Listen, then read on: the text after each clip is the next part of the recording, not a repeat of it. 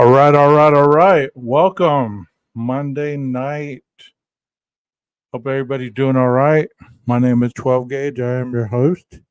Welcome. This is my channel, 12 Gage Investigative. I hope everybody's having an awesome beginning to the week. I'd like to explain a little bit about what's been going on with my videos. I've been uploading some stuff and it's had some copyrighted material or a song's been copyrighted or something like that. So I've just been deleting them because it's annoying to have that kind of stuff happen to you. You know, it's one thing to sit and try to plan all this stuff out and then you upload it and then it doesn't work for you. It's annoying. You know, YouTube has such a strict policy on certain things. I wish they would have a way that they could label the videos that you can use and label the ones that you can't use. That would make everything a whole lot easier. It would keep you from having certain things going on. But you gotta do the best with what you got, right? Well, anyway, like I said, my name is 12 Gage. I am your host. Welcome to 12 Gage Investigative. Tonight I have a show for you regarding some 16-year-old kids, and this crime has took place a while back. But I want to show you this documentary because it is terrible, man. It's terrible how young people today they just don't value life. So here we go. Welcome to the people in the chat. Thank you for being here. Here we go. These videotapes would first appear ordinary to the unsuspecting eye. However, as you continue to watch, it becomes abundantly clear that something is wrong. So we're gonna fucking kill her and her friends, and we're gonna keep moving on. I heard some news about Kirsten. She's gonna be home alone from 6 to 7. So we might kill her, then drive over to Cassie's thing and scare the shit out of them, and kill them one by fucking one. Only small snippets of the videotapes filmed by teen killers Brian Draper and Tori Adamczyk have been available to the public until now. The majority of the following footage has never been seen before. These are the lost tapes of the Scream Killers. Police Deputy Karen Hatch arrived at a residence on And that's what these guys were known as, the Scream Killers. So if you've never heard of them, man, it's just some terrible stuff. I can't believe how some people can be this evil. That's the only word I can put to it. Whispering Cliffs Drive in Pocatello, Idaho. The home belonged to Allison and Frank Contreras, who had recently returned from a weekend trip. Their 13-year-old daughter, Kelsey Contreras, discovered her cousin, Cassie Jo Stoddard, lying deceased on the family's living room floor. Allison immediately called 911. Okay, what's going on? Somebody looks dead on my side. Oh my God, it's my cousin's daughter. I need an ambulance. Let me get you order medical. Stay on the line. Oh God, oh my God, oh my God, oh my God. So this happened in Idaho as well? Oh my God. Was this somehow a premonition of the Moscow murders to come? Did this have something to do with that? Did this have something to do with the Idaho 4? I know it possibly did because everything that happens in Idaho has to do with that murder. Do you see how I can make anything work like that? Do you ever notice other creators do the same thing? Here we go. Somebody hide. There's a girl dead on my floor. Honey, is she breathing? No, she isn't. She's cold. Oh my God. She's cold as a cut? She's cold. Okay, do you want to start CPR? Her fingers are blue. Okay, how old is she? She's 16, 17. And her mom just drove up to her. She's dead. Okay, hon, we're going to get them coming, okay? Oh my God, okay. Cassie's body was in a state of lividity. She was face up, wearing star-studded yellow pajama pants and a white spaghetti-strap tank top. Her face fell to the right and her arms were raised over her head, elbows slightly bent. Most notably, she was covered in multiple stab wounds. The two most observable were at the center of her chest and on her left leg. Cassie was a well-rounded, trustworthy, and responsible 16-year-old girl. She was shy and loved music and art, and funny, with a great sense of humor. She dropped her off to house sit, watching as she left their white Jeep Cherokee, walked up to the front door, and entered the home before driving away. This would be the last time she saw her daughter alive. Brian Lee Draper was a 16-year-old junior at Pocatello High School. He loved horror movies and played the drums. I've always wanted to make a mark on the world myself. And this is good. I'm not trying to say musicians are predisposed to being murderers, but do you believe, honestly, I'm being serious right now because I was just making a dig a while ago, but do you believe, honestly, that individuals that spend most of their time watching horror flicks or playing violent things all the time, do you believe that there's a predisposition to kind of make your mind go there? Like you start emulating the darkness in which you're living? That's just a question for you guys. Way to do it. Tori Michael Adamczyk, also a 16-year-old junior at Pocatello High School, lined his locker with horror movie posters and aspired to be a filmmaker. You weren't quick enough. The two developed a close friendship, one that would ultimately foster their dark, violent tendencies. What we're supposed to happen tonight. So hopefully nothing will go wrong. Most others were unaware of the boy's nature. Some would comment on how friendly and happy Draper seemed, not knowing the aspects of Draper's personality that worshiped the perpetrators of the Columbine massacre, and was planning on executing a similar attack on Pocatello High School. Adamczyk, equally disturbed, shared in these dark interests, though not nearly as interested in Columbine. While Draper outwardly appeared more innocent, it was reported that others knew something about Adamczyk was off. Looking for pleasure and fame, the two decided they would chronicle their journey to murdering someone exactly as the killers had in the horror movie Scream. Ultimately, they developed a plan to murder their friend, Cassie Jo Stoddard. Immediately preceding the murder, Draper and Adamczyk parked down the street from the Contreras' home and stepped out of Adamczyk's car. They retrieved a soccer bag containing 2 sets of gloves, 2 long-sleeved black shirts, 4 knives, 2 masks, and a pair of work boots from the trunk. Draper handed Adamczyk a knife and took one himself before the two proceeded to walk toward the home with a singular goal in mind. They would terrorize and slaughter their 2 unsuspecting friends, Cassie and Matt. Earlier that night, the two had visited and watched a movie with the couple. Draper made an excuse to go down into the basement of the home, where he unlocked a door leading into the garage, preparing for the events to come. When the two would re-enter hours later, they cut the lights using an electrical panel conveniently located in the basement. Draper broke 2 ashtrays on the stairway in an attempt to lure Cassie downstairs to identify the source of the noise. After failing, they decided to wait for Matt to leave with the intention of attacking Cassie once she was alone. It was not long. I mean, it's just very interesting how people get the know-how of how to plan these crimes out. Like, who honestly would think, okay, I need to cut the electricity or cut the lights off. I need to make a noise to get them to come down here. I mean, that is a lot of premeditation there, wouldn't you say? Before she was. Adamczyk called Matt and learned his mother would soon pick him up.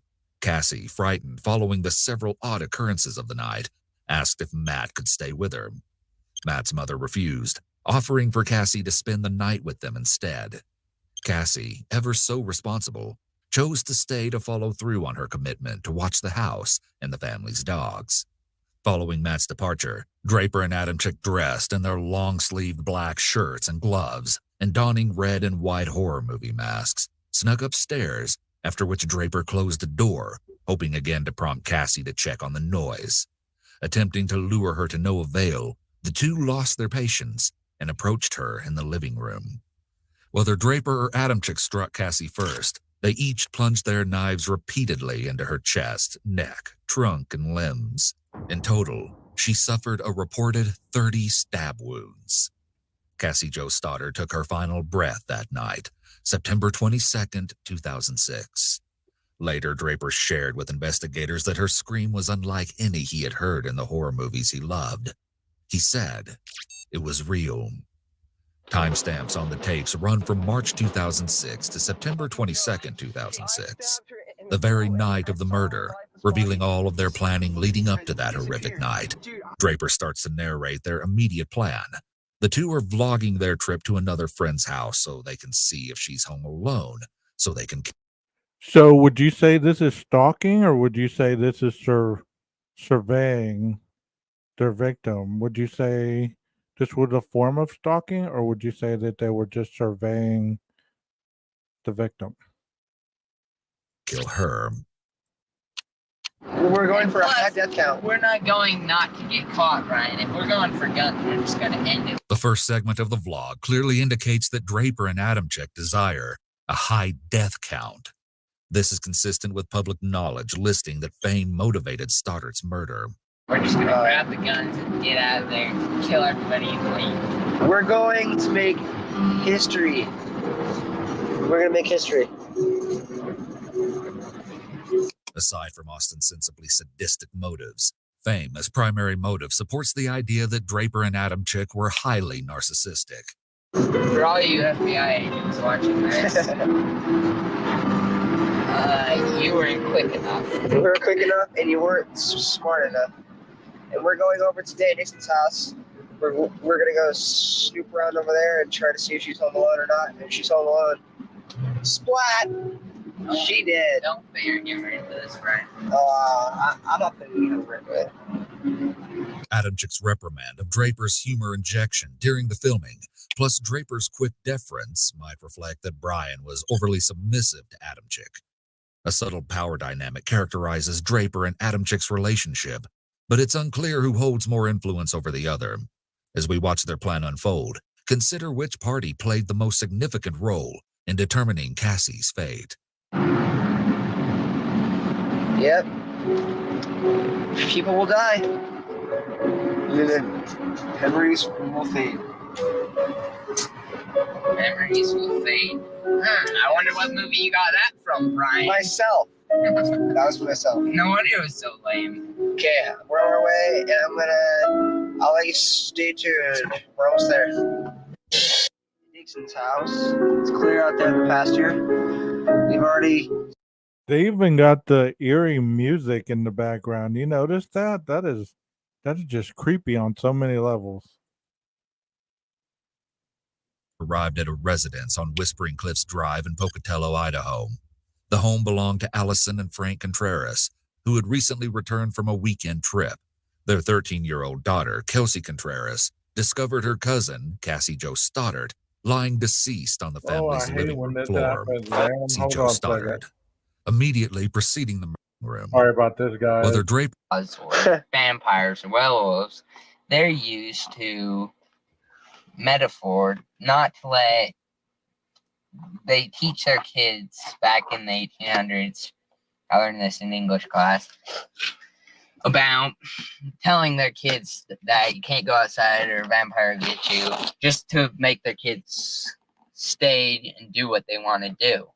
God is basically the same way. Yep. Trying to get people to do good, or else, so-called, you go to hell. And we're obviously going to hell if it's real, but you know what? Who gives a shit? Yeah. Adamczyk's family members and teachers reported that he struggled with critical thinking, but here he demonstrates advanced comprehension and thought surrounding complex topics.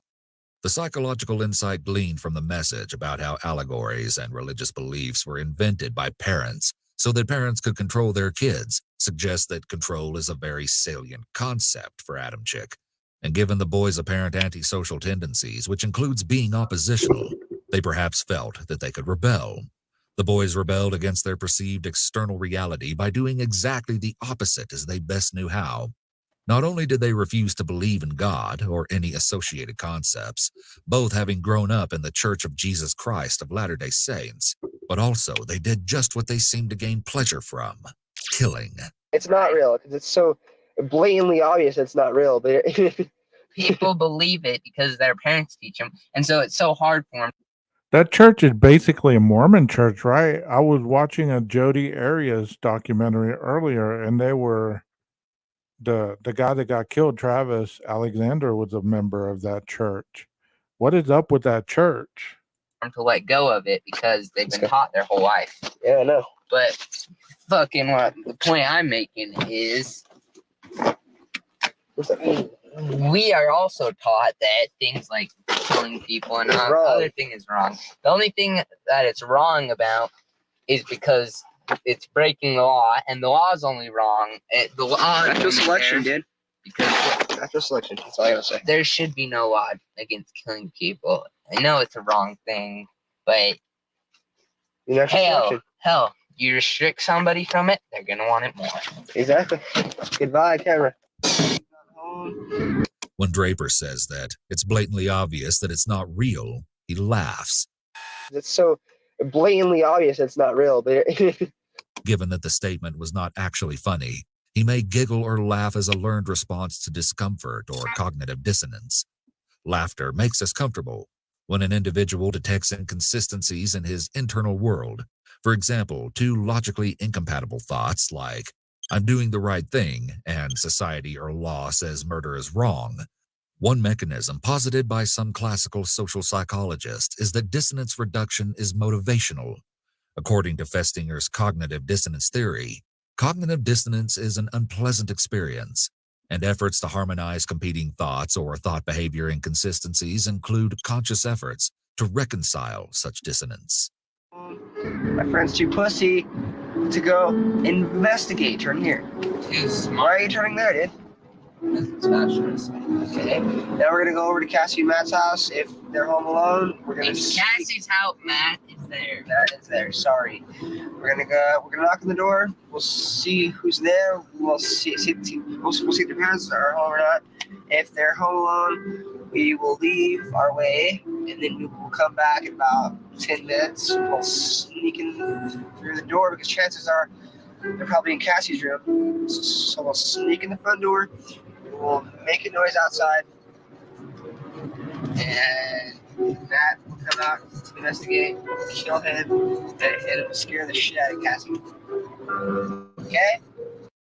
I mean, that is just so calm as they're ordering food at a drive-thru or something. He'll come out, we'll kill him, and then we'll go in and kill Cassie. Okay? Sounds like fun. We'll stay tuned. Guess this murder might have been more personal than their desire to become world-class killers. Draper seems to express particularly strong malice toward Cassie, who he later admitted to having an unrequited crush on. How perfect can you get? I mean, like, holy shit, dude. I'm horny just thinking about it. Hell yeah. So we're gonna fucking kill her and her friends, and we're gonna keep moving on. I heard some news about Kirsten. She's gonna be home alone from 6 to 7. So we might kill her, then drive over to Cassie's thing and scare the shit out of them, and kill them one by fucking one. Hell yeah. Why one by one? Why can't it be a 2 by 2 and 3 by 3? Because we gotta keep it classy. So yeah, Classy. it's gonna be extra fun. You're evil. Yes, I am. So are you? No, We're you both is evil. an expression of God. That was another test you felt. Another display of Tori's apparent dominance over Brian. Tori tests Brian. Apparently, Tori wanted the boys to steer clear of Another dude named Brian. What's up with this? any spiritual concept, even ones that connote evil, such as hell or Satan. Evil is not an expression of God. Yes, it It's is. bullshit. You know it. Evil of origin is a follower of fucking Satan. There is no Satan Satan. real? Then shut up. Then how are we supposed to express ourselves? Good and bad. We're bad. We're bad. That sounds so shitty. We're evil. That's not even shittier. We're not, okay? Then we're sick psychopaths that get pleasure of killing other people. That sounds good, baby. We're gonna go down in history. We're gonna be just like Scream, except real life terms. That We're gonna sounds be good, murderers. baby. Like, let's see, Ted Bundy, like the Hillside Strangler, the No. Zodiac Killer. Most people are more amateurs compared to what we're gonna be. The fact that the boys mocked heinous killers like Ted Bundy, the Hillside Strangler, and the Zodiac Killer, yet viewed themselves as superior, speaks to the boys' extremely pronounced exhibitions of narcissistic features. We're gonna be more of higher sources of Gene. Gene. Well, except for that sick and that twisted. Oh, do you know what Gene's words were? What? Saw a girl walking down the street, right? Yeah. 2 questions came to his head. I could take her out, have a nice time with her, The killer. and show her a Get good her time, alive. charm the pants off her, or I wonder what her head would look like on a stick. Holy shit. I don't know. I can hear the slurring, but I don't know if that's just normally how they talk. Creepy, Yes. huh? Holy shit. Among the 4 styles of humor, affiliative, self-defeating, self-enhancing, and aggressive. Aggressive humor is most common in dark personalities. Draper and Adamczyk display aggressive humor here. Adamczyk references a quote spoken by Edmund Kemper. When I see a pretty girl walking down the street, I think 2 things. One part of me wants to take her out, talk to her, be real nice and sweet and treat her right. The other part wonders what her head would look like on a stick. As a quote spoken by Ed Gein. Adamczyk misattributes this quote just as the main character in the film American Psycho does. Murder is power. Murder is freedom. Goodbye. I don't know. The tapes then start off the next day, the day of Cassie's murder. The way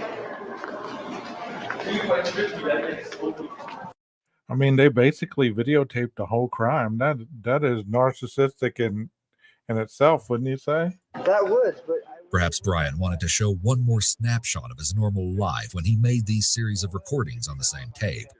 Draper's steps are intentional as he turns each corner into the echoing hallways with a singular mindset. He holds the camera low as he approaches Cassie, a predator stalking its prey. see ya.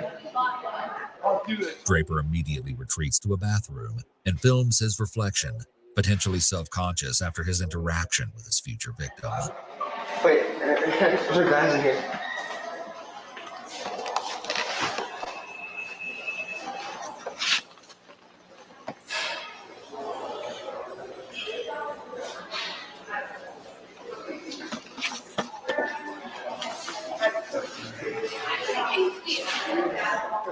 He seems lost in the ebb and flow of overlapping conversation that surrounds him, walking alone, unseen and unheard.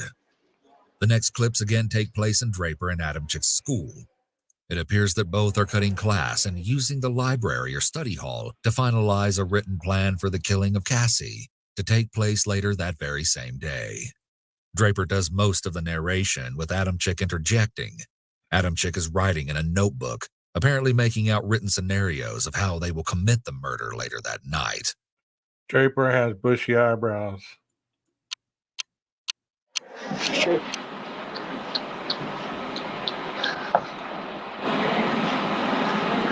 Story, September 22nd, 2006. We're skipping our 4th hour. We're writing our plan right now for tonight. It's gonna be cool.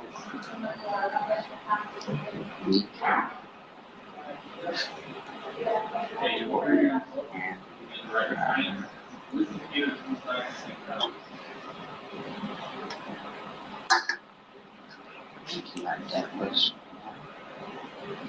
for waiting for actually tonight.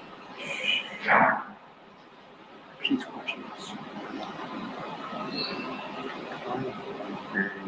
He's still watching us.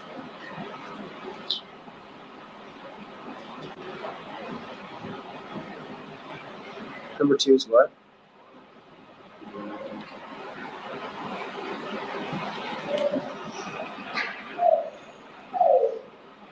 A genuine smile reaches the eyes, and as Draper beams at the camera, we can see his smile is real. Adamczyk follows suit. This is insidious insight into the minds of 2 teenage killers with intentions similar to Draper's idols, the Columbine perpetrators. We see behavior mirrored between the two pairs. In one picture, Harris and Klebold stand side by side, donning long trench coats, grinning from ear to ear as they load their guns. The FBI believed Harris was a boundlessly aggressive sociopath, and Klebold a vengeful depressive.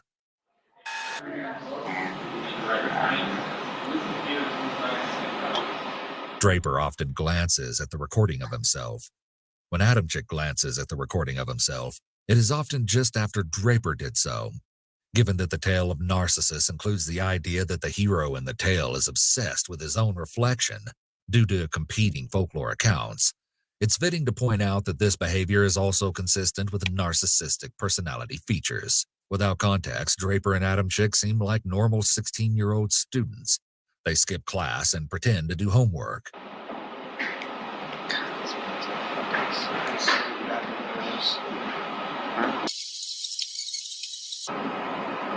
I don't know where they are.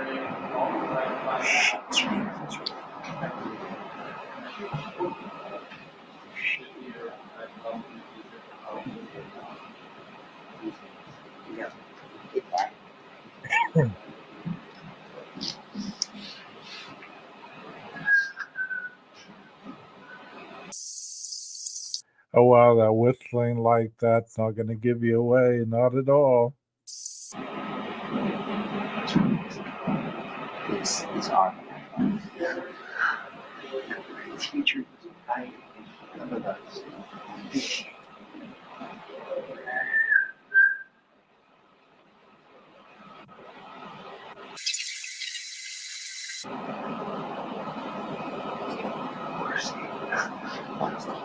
Let's go.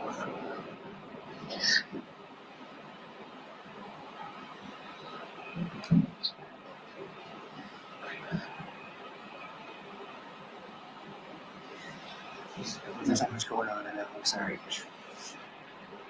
Their noticeably inconspicuous behavior seems like that pulled directly from the characters of a sitcom. Yeah, if you're watching this, we're probably deceased. So it's pretty creepy. I just thought of that. Whatever. Well, actually, that's what happens.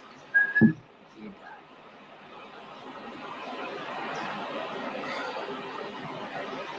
This documentary is about you have to go back home. I don't know. This tape has already been used about halfway through. No. Yeah.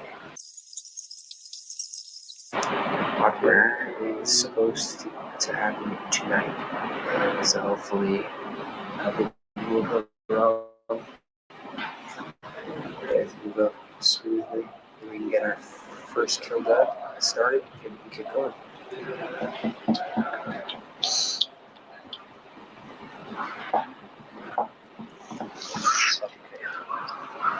For you, future serial killers watching this tape, I don't know what to say. It's good luck on that. Yeah. Good luck. Tori and Brian clearly wanted to send this video segment as a message.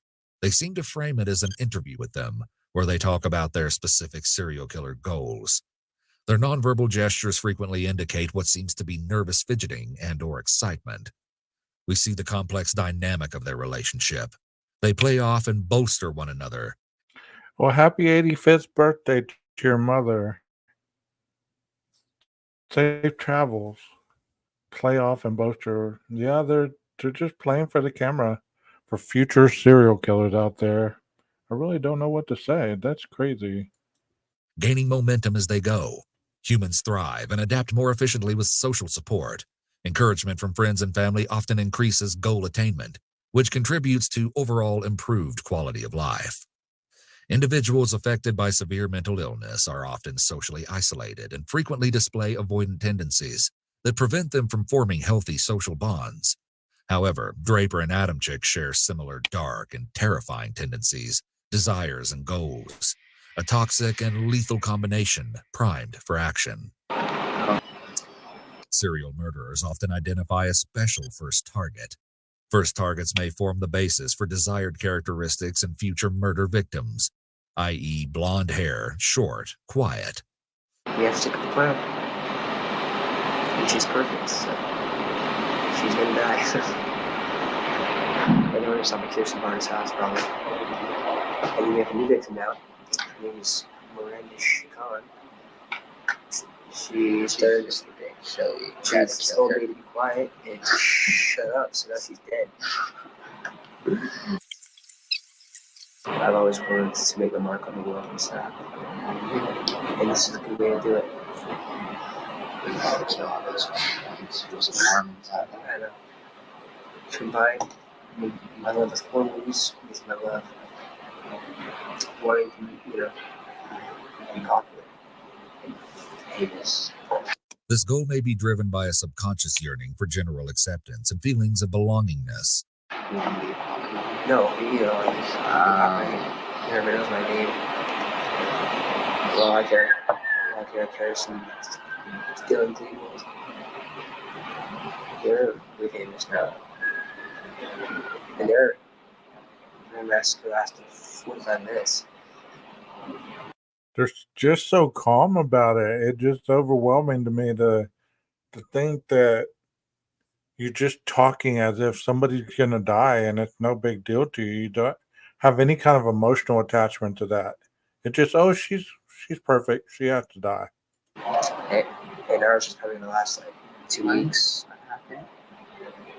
Really? Only 2 weeks? Well, it just depends if we're smart or not. If we're not, I think we give it up. Maybe it kills. I'm thinking. My goal is 20. 20 kills. That's a lot of kills. That's a lot of people to kill. But there's a lot of people on this planet. Okay. When they die, stab them. It seems that although Draper and Adamczyk conspired toward the same goal, one primary motivation behind their intent differs. They both seek fame and thrill, but Draper might be further involved by an obsessive fixation on Cassie, whereas Adamczyk fantasizes about killing multiple people, often. Adamczyk never mentions Cassie by name, and goes so far as to set a lofty goal of killing 20 people. It shall be done. We'll see. Well, we're on there, breaking houses and stuff. 3-piece. Can you be in class, sir? Well, we're taking her back to me right now. Oh, sorry. I just don't know. No, it's cool. It's cool. We're talking about just for school projects. I guess. Hey, Nina. Yeah, I guess you call it project, right? Yeah. What the hell are you guys doing? It's very nice. Yes, it does. So How's it going? It's going pretty good. 100%. Are you playing soccer? No, not this year. I decided to not play soccer this year. I have more important things to do. Much more. A lot more important. So, I'm not playing soccer. This implies that Draper and Adamczyk had been planning Cassie's murder before the beginning of the school year. Adamczyk had called a friend on August 31st, 2006, to ask for help purchasing knives under the guise of wanting to start a collection. They would use them to kill Cassie less than a month later. And you're on JV, I think it. Really? You're on varsity? Importantly, as Draper fearlessly navigates the conversation, he displays little to no signs of anxiety or fear, calling into question his anxiety diagnosis. Remember this as we progress. Does Draper exhibit signs of anxiety, aggression, anger, or sadness? From the take-control behavior he displays here, we could infer that Draper is the primary instigator or the ringleader, but the evidence is conflicting. I'm supposed to go to the game tomorrow. I might not go. What game? Foosball. You want it back? I'm going with my grandpa. That's right after we eat. So. Is it So you take us on more classes. She's not playing soccer. I know. What do y'all think about this so far? Do y'all think it's killing to think that there's actually people in this world that are this diabolical that can just plan out murders and film it, not have a care in the world, just talking about soccer and, you know, just like it's another average day. So whenever people talk about other cases, like, well, they planned it for months and years, you know, it makes me think, maybe a lot of planning didn't go into it, just the planning of the important stuff, you know? It's terrible. What the hell are you doing? Put out her camera down. For all you viewers, this is the three-piece in biscuit. Three-piece in biscuit. Inside joke. That's his name, man. And he plays foosball. He stopped to say hi.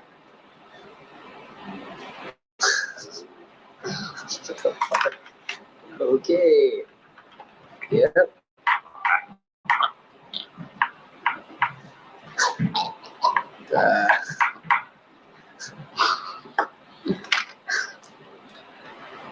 Uh, stay tuned for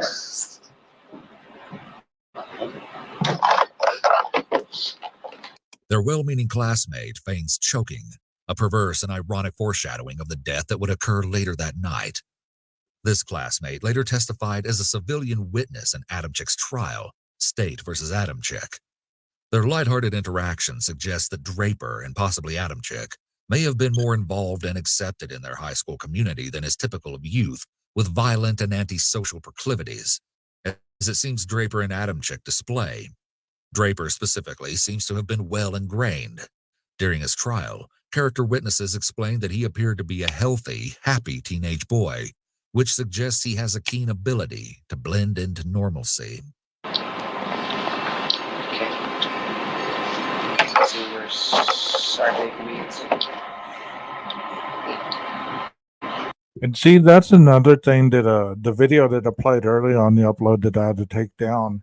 Most of the time people categorize killers as being creepy and outcasts and all this other stuff that you generally hear about. But in reality, they try to blend in more often than not. They're chameleons to a T because they've gotten used to, not wanting to get caught while they're planning their criminal activities. Okay, we're back. Sorry for that. That's kind of not planned, but Right. Shit happens. I'm sorry for the baby. Sorry for that little thing. Okay. Who's surprised? That's my food, dude. Now you know what kind of person Brian is. Okay, come on. I like the way this scenario begins. And we kill her. Just go ahead. And then. Okay. Scenario C. For those of you planning to make a movie about this, this is me personally giving you my opinion. Oh, Obituary. no. Your information. My What? giving you the right to copy me with a character that looks like me. Because I know in Hollywood they usually have people complain they can't have people looking like the real thing. His creeping drawl as he speaks of his future fame is chilling. He displays pronounced narcissistic behavior. I don't care. It's my body. I get to choose how I look in the movie, and I want you to look just like it. The character to look like it. Well said. Well said. So if my parents are like, no, you can't do that, it's not my parents' choice. It's mine. Say fuck them, and then just do it. Okay. And if they try and sue you, you use this tape or you back up. So yeah. They can't do it. Yep. I hear it. I'm the same way. Okay. Scenario C. How about Matt arrives at the same time as Cassie. How about we hide inside the house? Mine too. Me, sorry, our locker. Got my Halloween Pretty style, fucking sweet, isn't it? my trench coat. Adam Chick's locker is evidence of his obsession with horror. Posters plaster the inside. Unsurprisingly, we see the movie Scream. Decently sweet. The smokes here. Well, I'm gonna. Look at those little legs. What a thing. Let's go.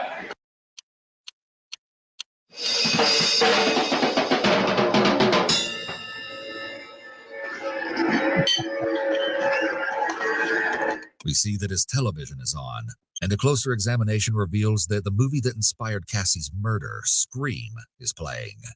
Just hours prior to the murder at approximately 5:28 p.m., Draper seems to be practicing and gathering momentum, hyping himself up for what will follow.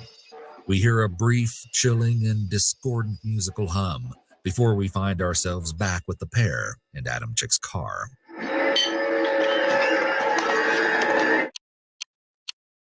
We're here in his car. The time is 9:50, September 22nd, 2006. Unfortunately, we have the grueling task of killing our two friends, and they are right in that house just down the street. We just talked to them. We were there for an hour. But We checked out the whole house. We know there's lots of doors. There's lots of places to hide.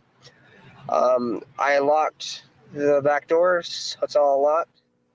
Now we just gotta wait, and we're really nervous right now, but we're ready. we're listening to the greatest rock band We've ever, waited for this for a long time. Pink Floyd, before we commit the ultimate crime of murder. We waited for this for a long time. A long time. We'll stay tuned. Following, we hear a full variant of the phrase, "just killed Cassie," as "I just killed Cassie." In the interviews that followed, the two attempted to downplay their roles in the crime.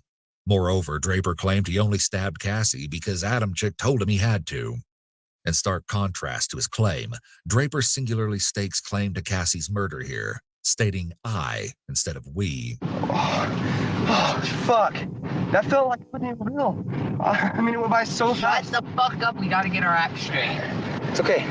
Okay, let's buy movie tickets now. Okay. Come on. Goodbye. No. Goodbye. As he straddles the line between shock and euphoria, consider one key observation. Draper's voice is crystal clear. Draper transitions through periods of low, moderate, and severe slurring and stuttering throughout these videos. Accounts of friends and family indicate that Draper had a noticeable stutter throughout childhood. He was targeted by his peers, a victim of bullying. The forensic psychologist responsible for his evaluation believed this contributed to the development of his violent tendencies. Medical research has yet to explain how stutters develop. Generally, their cause is believed to be a complex mix of biological, psychological, and environmental factors. Childhood trauma is often associated with stuttering and may lead to long-term. Let me ask any of you in the chat, have any of you ever been bullied? Did it make you a killer? Ask him for a friend.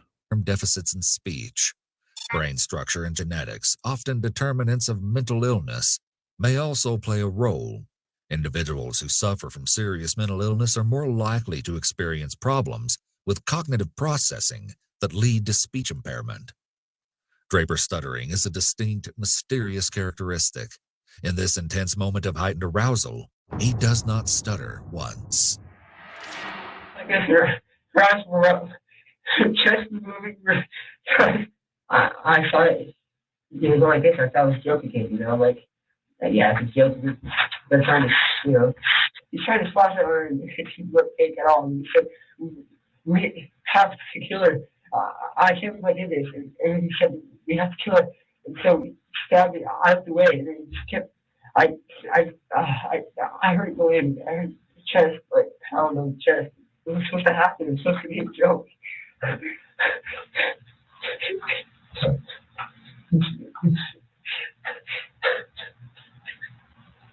So sorry. The two were sent to Idaho State Correctional Institution following their initial convictions and remain set to live the rest of their lives in prison. Wow.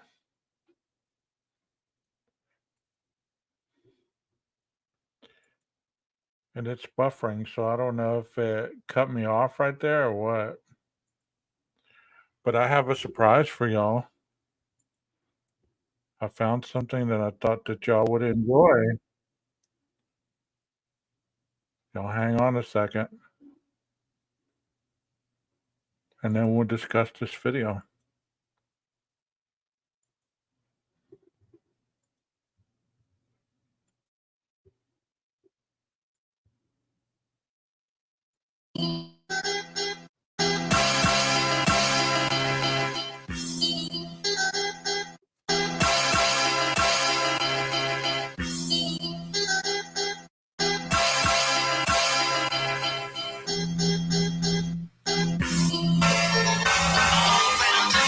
Always the same thing that disrupts my life. Wonder when I'll change. I guess when the time is right. Procrastinating, mind arranged to change would be a fight. So I'm pacifist, like I'm afraid to get a bloody fist. Look at this, my mind is pissed and I keep running. Why is this? When I hit it, always losing stunning. Always gentle giant, no defiance, all building alliance. And still think that I am peasant. I stuck in the future, but I'm never looking at the fucking present. Keep it up, act like you're all that. Here's a cookie too and a present. Led from a desert eagle, Gage's going louder than my motherfucking beagle. And your life, you get no sequel.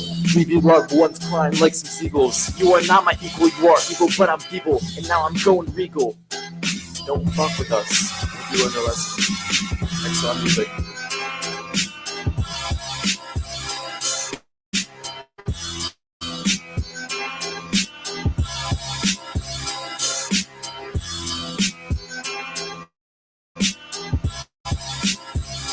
That is another Brian. Guess which one, guys?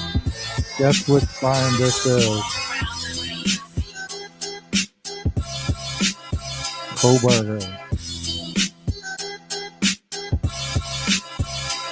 Back in the day when he had the flow, and he was trying to drop the bars.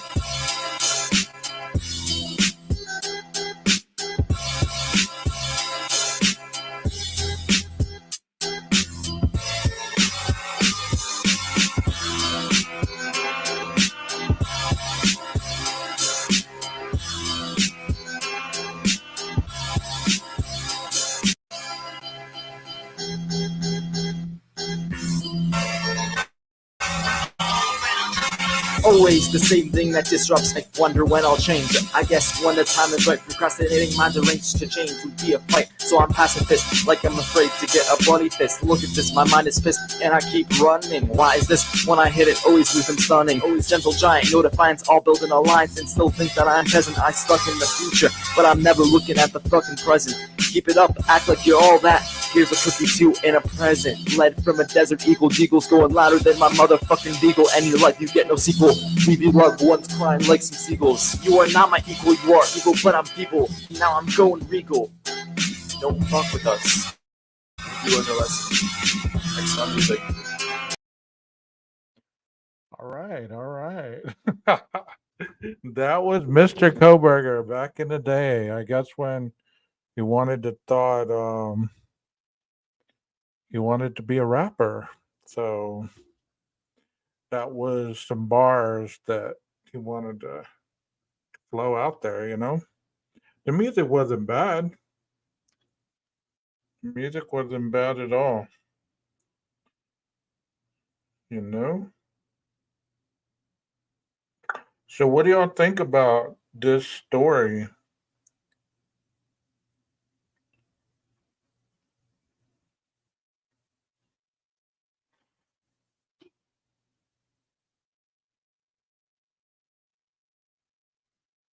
What do y'all think about this story?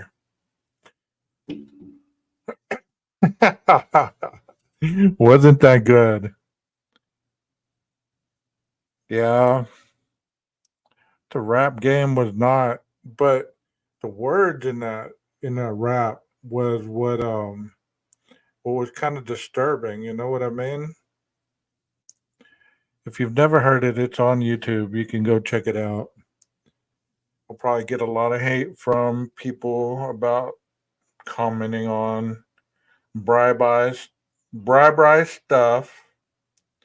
You know, that's what they call them, bribe. Interesting to me that we have so many people that are in love with Mr. Koberger. Even men have like a bribe fetish. You can hear it in their voices. It's like, man, what?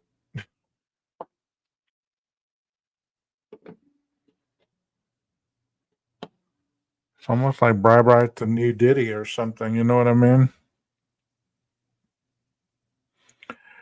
Well, they were saying that they've tried multiple times to carry out their plan, and the parents were home, or they always came home, and they spoiled the situation of them killing the people because they wanted to catch them alone.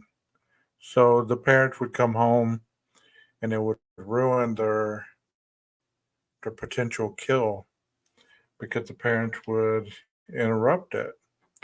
You know, like if the parents come home, they're not just going to stand there and let you um, kill their kids, you know?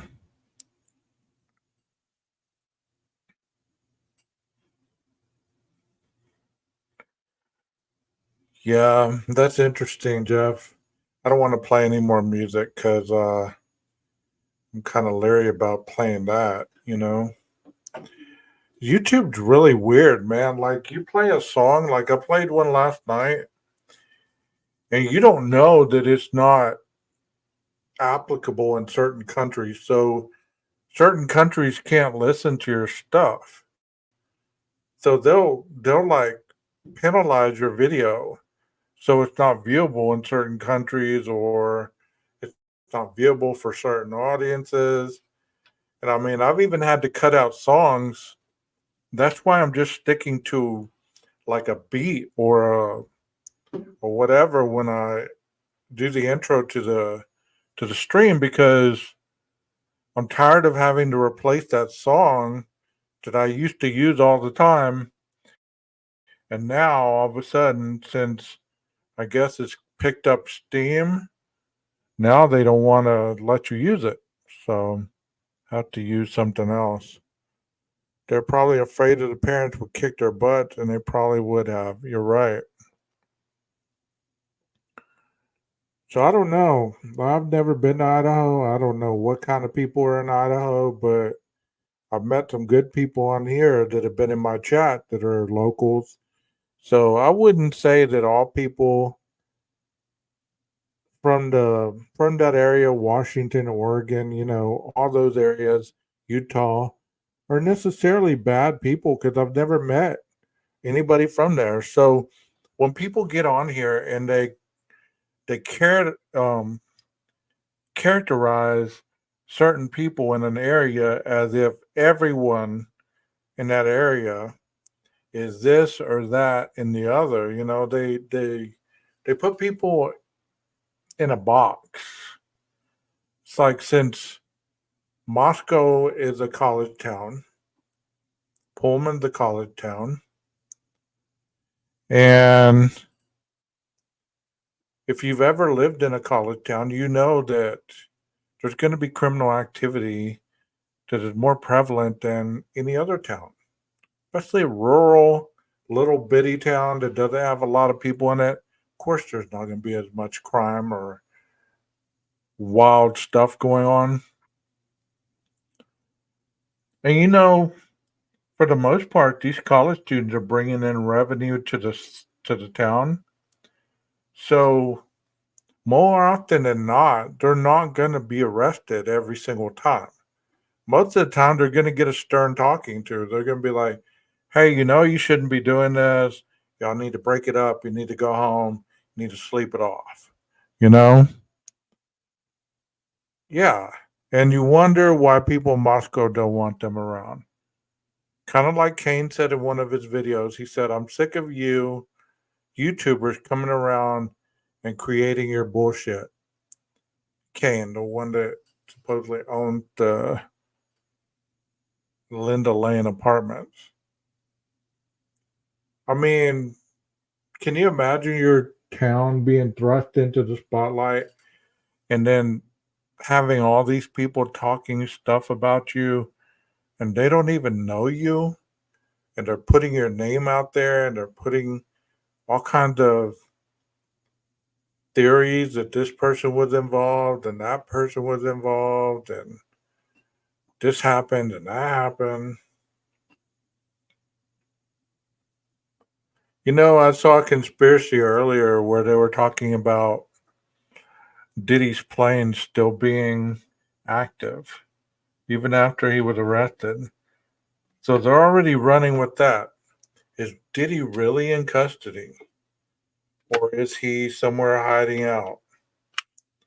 Bro, do you really think that?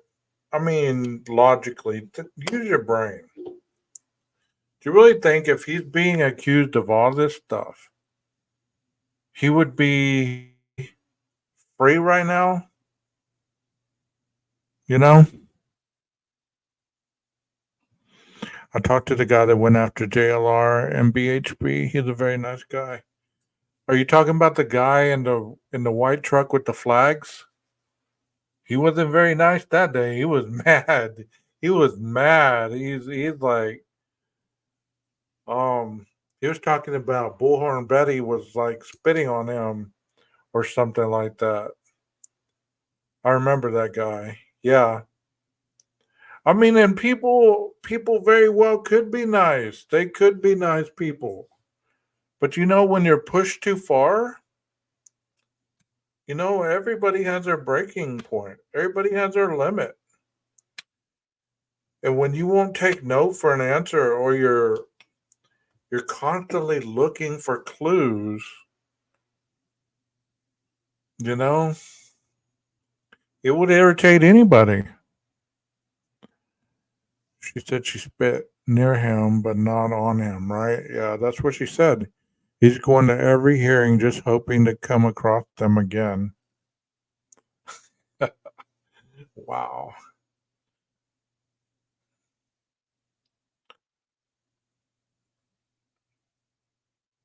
I mean, so you're local,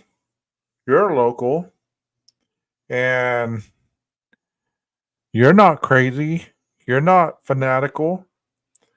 You know, we just watched a documentary on another crime that happened in Idaho in 2006. And I wonder if the internet would have been around really hard hitting then. I think in 2006 it was pretty good, you know, but I never heard of that crime. I never heard of that crime. The Scream murders. I never heard about that.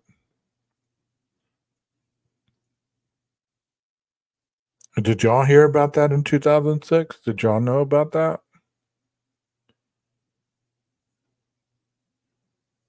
Good question, Jeff. How close is Bubbly's characterization of Moscow, Idaho?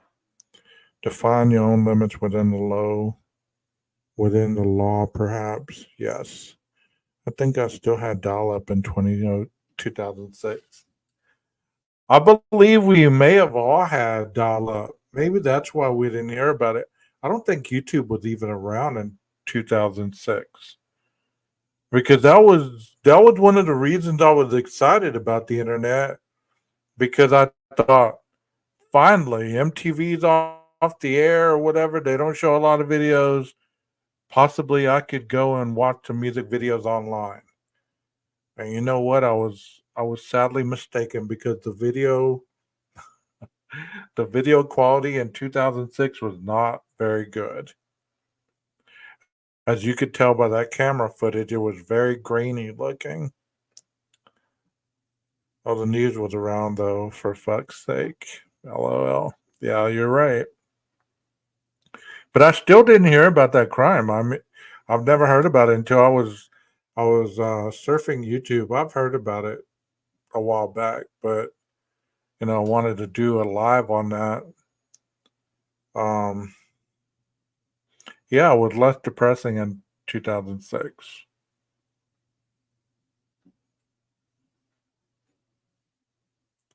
2008, it went fact.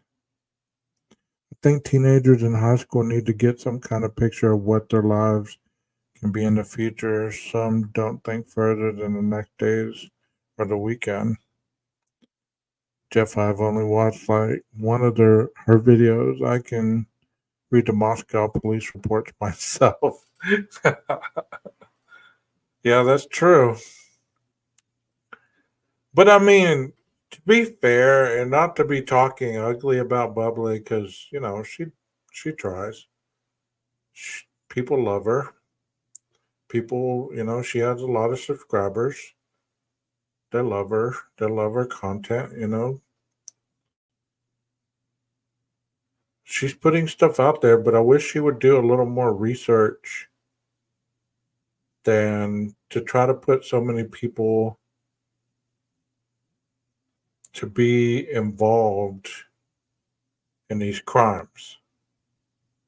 Because not everybody is associated with the Idaho 4 crime. You put out people's names, you put out their faces, you put out all this stuff, and they're not even associated with it. You're like making up dialogue on these people. And it makes you wonder, like, what vendetta does she have against Moscow or Pullman? Hey, Viviana, thank you for being here. And you're right. She's accused half of Moscow. She thinks you live on Linda Lane, too. Oh, wow. You don't? You don't live, you know, on Linda Lane where you saw the. Wasn't there a video where they said they saw a mountain lion at the very beginning? Isn't that something they said? At the very beginning of the Moscow murder thing, they said there was a mountain lion that they saw on the 1320 camera. She reminds me of Chicken Little going around saying the sky is falling with little info and improbable theories. I don't know where she lives, but she seems to know more about Idaho than I do. Oh, a cougar. Yeah, a cougar. There was a cougar on the 1320 camera walking around. So I was like, I have never seen a cougar. I saw a cat one time when Jeff was on panel with me and we were watching one of his videos. And I saw a cat for the first time walking on Linda Lane, on the 1320 camera. But other than that, I never really saw anything else. Yeah,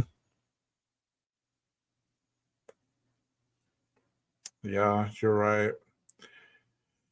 So yeah, hopefully people do more research before they put stuff out because I was wondering if that cat and I was talking to Jeff about this. Do you remember at the very beginning of the whole investigation they were talking about? I don't even know where it came from, but I'm gonna put it out there, whether it's fake news or whatever. I remember hearing about it where a cat supposedly triggered a camera, and that's how the camera got the footage of the white Elantra. So I was joking with Jeff, and I was like, how there's only one token Asian, and there's only one Maddie and one Kaylee and one Ethan. There's only one of each person that has the same names. And the animals are just one. There's not multiples. So what if this was the cat that triggered the camera at 11:12, and And we're laughing about it because, sometimes you got to laugh at this stuff because you don't know if it's true. You don't know if it's not true because you've heard so many theories and so many stories. And you think, hey, Jeff, there goes that cat that they were talking about that triggered the camera, taking a piss. And that's what made the dog bark. That's what happened, you know. And then the aliens came down and plucked up the guy that was walking near the dumpster. That really wasn't a white car. That was a spaceship you saw. The lights were the spaceship, and it took off very fast.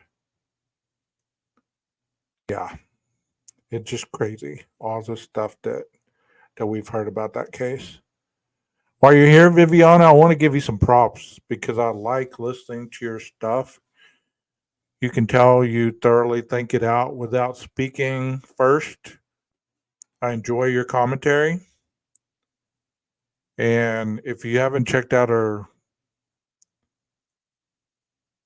page, you might go check it out. She needs, to get some subs up because she has some great stuff out there and a lot of people need to be knowing about this woman, you know? It's right there. It says OFFS with Viviana. So if you haven't checked out her channel, go check it out. Um, yeah, some good stuff, man. She has she has some good stuff. While you're in here, Viviana, I want to ask you, Jeff and I and the chat, um, do you know if there is an apartment 52 on, or if there's a building 500? Is it the building that is labeled 52, or is there actually a building and the number 52 is an apartment? Do you know any of that stuff? Because we're trying to figure all that stuff out. I mean, I'm curious about that stuff because I'm tired of looking for info. You can't see anything on the doors. You can't see anything on the building. I don't know if you've ever been around there. Um, can you help me out with that? You want to come up on panel? Because seriously, I'm curious. I'm curious to know if there is an apartment 52 or if the building was just called 52. I wouldn't I wouldn't believe that it was 52, but with everything crazy about this case, you just never know. You just never know. So I thought I'd ask you because I asked Paula. You said we're about to get an answer here. 500 Queen is the address for the whole apartment complex, and 52 is the third building that is seen from Linda Lane cam. So is that 1320 camera?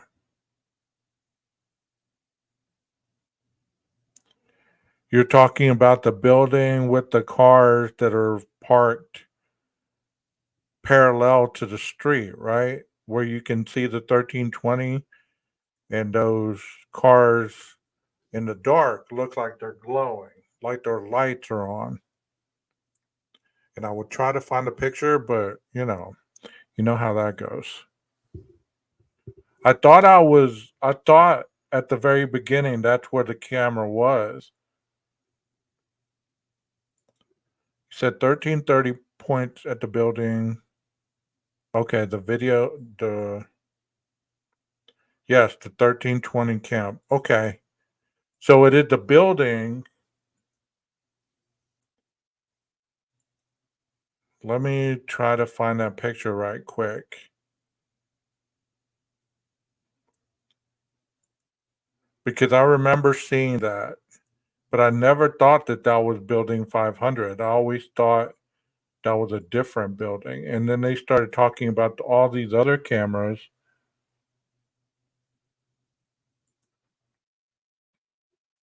Let me see if I can find a picture right quick. Let me play some music for you guys while I do this. Y'all can hold on a second. Let me go find this. Let me play some calm music. That way y'all don't trip out.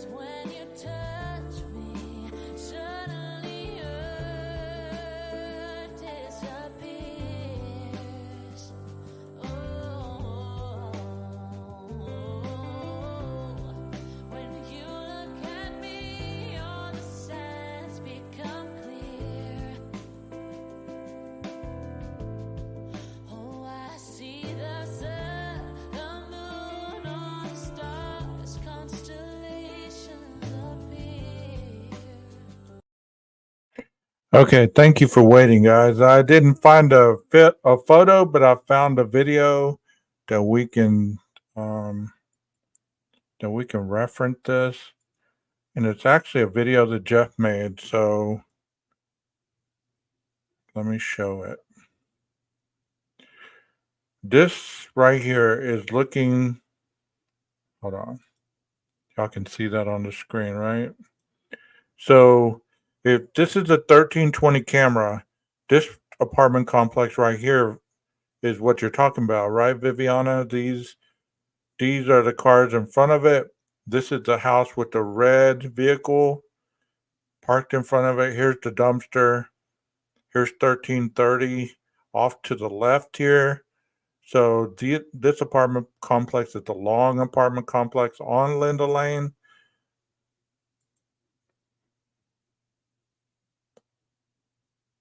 So she meant 1330. Okay. So that would be the other camera. My bad. Hold on a second. It's hard to find all these pictures on a whim. I saw the map though. So hold on a second.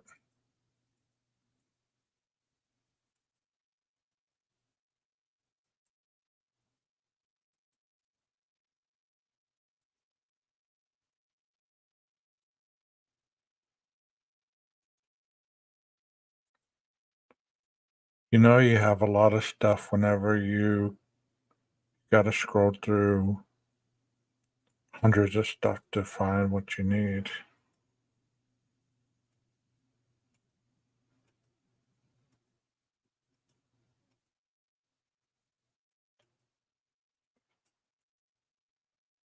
Okay. Here's the one I think that you're talking about.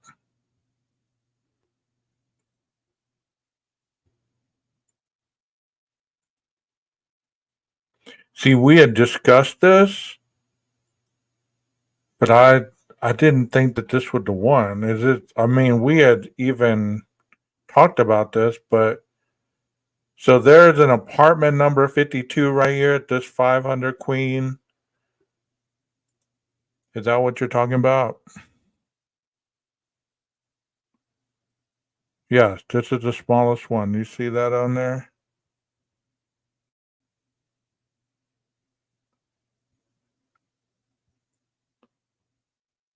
Okay, cool. So 52 is in this building right here. 1330 is right here. 1320 is up here. Linda Lane is down here. And obviously, this is Queen Road. This is King Road. And then it goes down to the end of the street right here. Taylor is over here on the side. So this one, these two are Queen Road apartments, and this is 52. So that would be interesting to really find that door because I have looked on I have screenshotted from videos. I've tried to get close up. I've done so much trying to find that door because it makes you feel like you're crazy or it makes you feel like you're lying to people when you're talking about it. See, I was wrong in my video. I thought that that door that I found that camera in that window, it supposedly was 52. But now looking at this and hearing you say this, then, the mystery is solved. Yeah, I want to go to Idaho also. I want to walk around. I want to meet Kane and I want to shake its hand and say, I come in peace, bro. I'm not filming anything, you know. Yes. So if you're saying that this is 52, how much of that Elantra do you think that camera actually saw? You think it saw a lot, or do you think it saw very minimal? What was the money shot?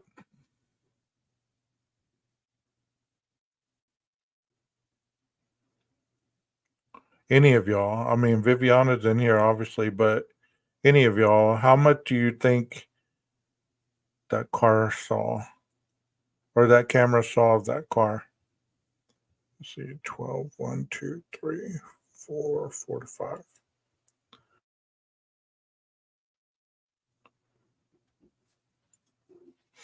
This video, I like to use it, but it has the overlay of the Elantra, so it's kind of biased here, but I like to use it because it's a good audio.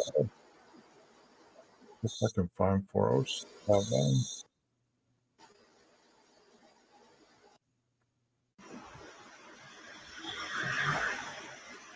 So that's 405 right there.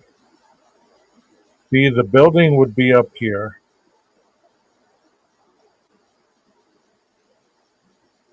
toward the top. So the car's going to come up right here.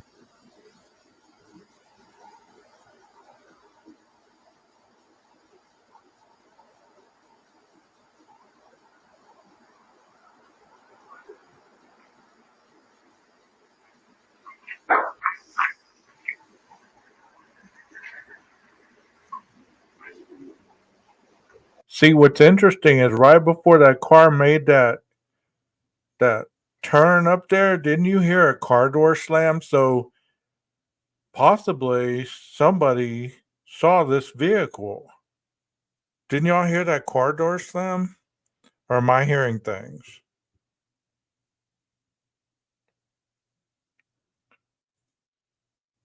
Let me rewind it. Y'all listen.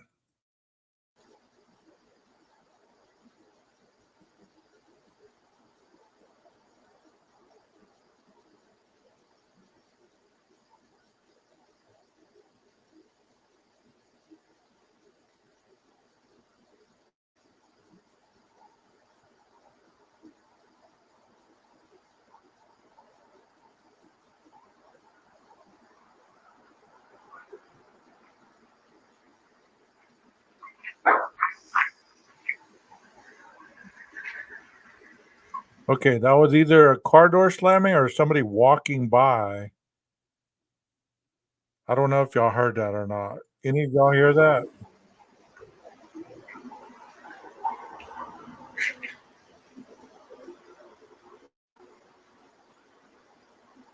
Okay, there's the car up there, and Jeff overlaid this car right here. But as you can see, there's the car that we've always seen on this footage. So this is the 1330 camera.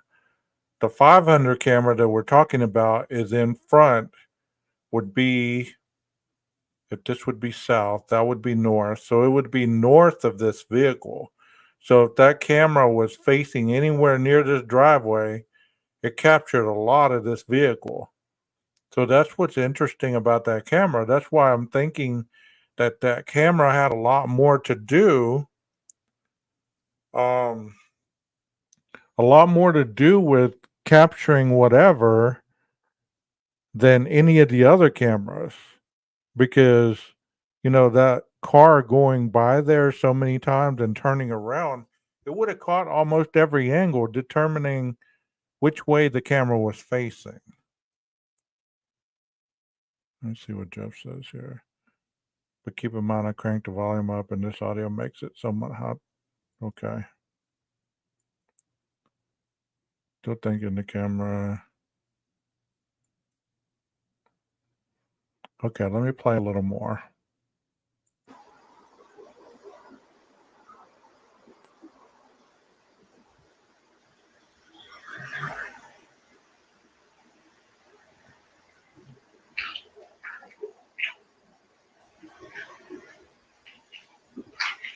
Okay, it might have been the car making that noise, because as it's backing up, you can hear the crackling of whatever the stuff is on the ground.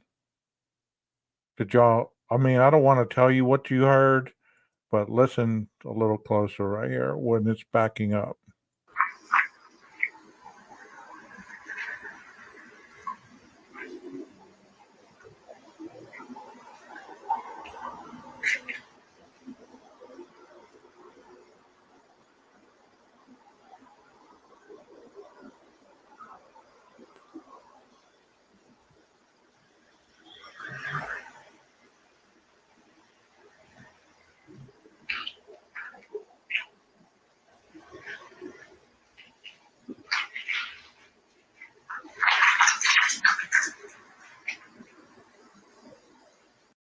See, that sounds like a lot of random sounds.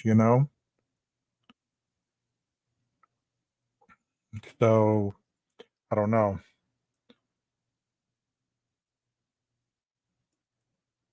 I mean, we all try to figure this out. That's why I'm glad everybody's in here that can really see and hear different things, because you see and hear different things every time you see this.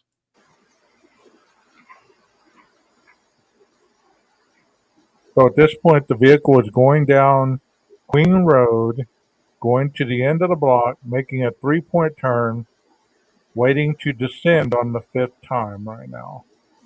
So this vehicle supposedly went down to the end of the road, made a 3-point turn, and it's coming back up Queen Road, and is going to go around the apartment the last time right here, if I'm correct.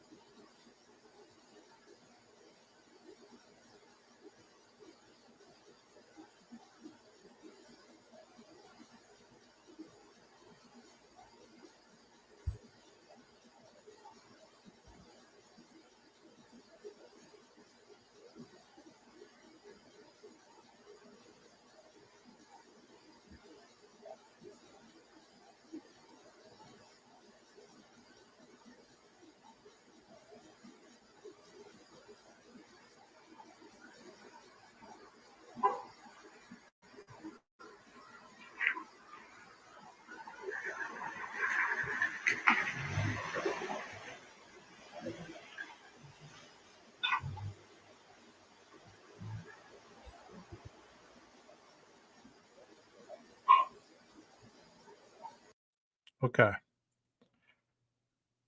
And that is the last descent before the crimes were committed. And you know the rest. So I don't know what the noises are, but it's interesting that every time the car was around, you heard those noises.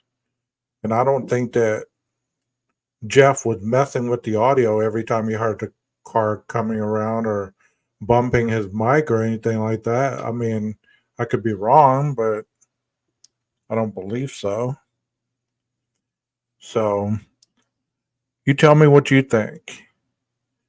And I'm going to have to call it a night, guys. I appreciate each and every one of you. Thank you, Viviana, for being here. I'm glad you joined us. You're more than welcome to come in here anytime. And if you ever want to hop up here on panel, you're more than welcome to. Thank you, everybody, for being here and chatting and giving me your input on things. The crime that we discussed, the Scream murders at the very beginning, was very intense.